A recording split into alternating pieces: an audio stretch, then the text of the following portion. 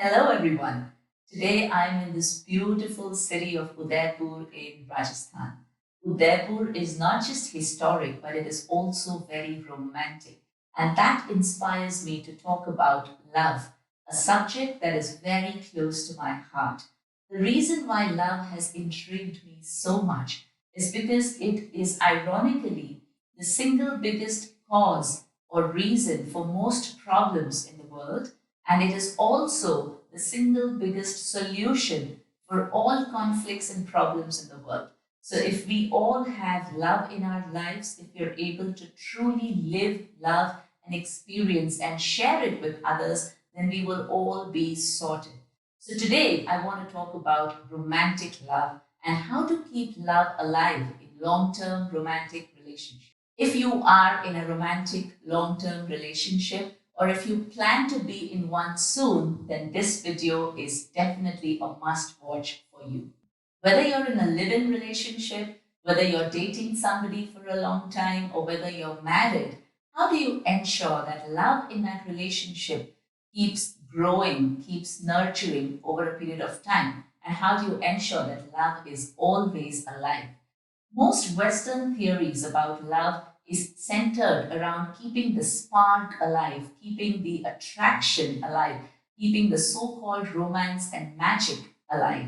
So if you actually Google on how to keep love alive in long-term relationships, a lot of things would be around how to attract your person, how to be physically attractive, spending more time together, ensuring that you have physical intimacy, going for date nights, and all of that. While all of that is fine, I have a slightly different perspective to this. And my perspective comes out of my own experience, but it's also drawn from ancient wisdom in Indian and Asian philosophies about love. The point that I want to make is as long as there is lust and physical attraction in any relationship, you don't really know whether you're truly in love or not. While this statement might seem absurd for some of you, there's a lot of truth and depth in this. When you get physically attracted to somebody, when you're in a state where you're so drawn to a person that you cannot get them out of your mind even for a second, usually everybody confuses that to be a state of love. Now, my dear friends, you need to understand that the state of attraction, which is also called as lust, is an emotion. And emotion means energy in motion. So basically, it is when your body responds to the chemical reaction happening in your brain. So when you feel physically attracted to somebody, or when you have lustful thoughts and feelings, which of course is completely normal and natural, your body is experiencing a chemical reaction. It's flooded with hormones and your brain is hijacked. You cannot even think clearly, leave aside loving somebody.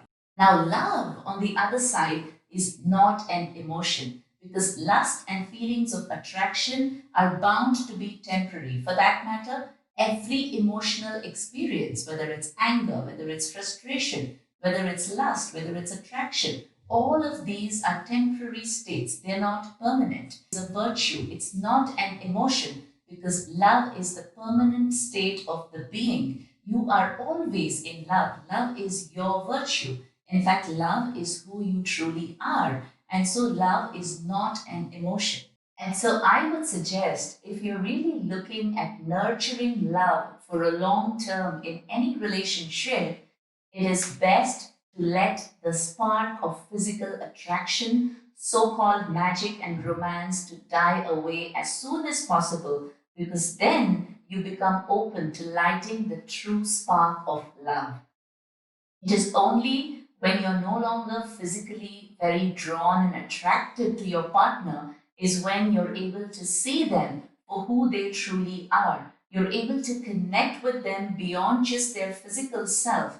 You're able to really establish a true spiritual connection with that other being. You're able to understand them, empathize with them, accept them for who they are, and these, my friends, are ingredients for love to blossom.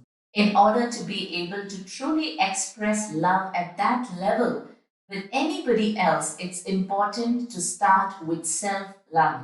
The more you begin to love your own self, the more you are aware about your own self, you understand yourself, and most importantly, the more you're able to accept yourself, the better you are in a position to love the other person.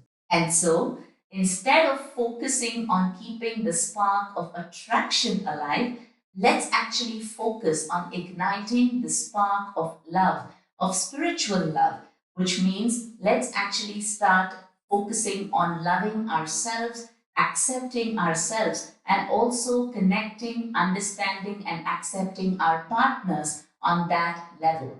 Any long term relationship, my dear friends, is far more than just physical attraction, lust, and romance.